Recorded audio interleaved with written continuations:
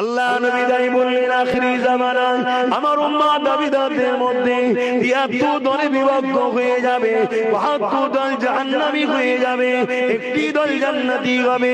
সাহাবা হুজুররা বলতে লাগলে ইয়া রাসূলুল্লাহ হাবিবাল্লাহ ওই ৭২ দলে কি নামাজ থাকবে না?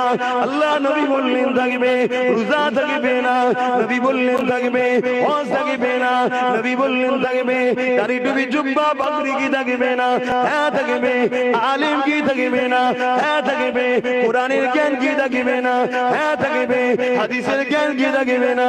হ্যাঁ থাকবে। তারপরও তারা জাহান্নামী হয়ে যাবে। ইয়া রাসূলুল্লাহ হাবিবাল্লাহ কারণটা কি হবে? নবী আমার জানিয়ে দিলে।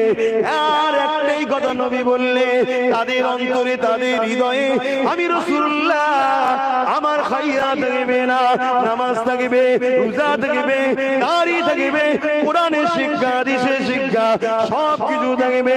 তারা কোরআন পড়বে। সাহাবারে তোমাদের কোরআন পড়ার সঙ্গে তাদের কোরআন পড়ার যদি কম্পিটিশন করা হয় এ সাহাবারে তাদের কোরআন পড়ার কাছে তোমাদের কোরআন পড়াটা হাকির হবে, ছোট হয়ে যাবে।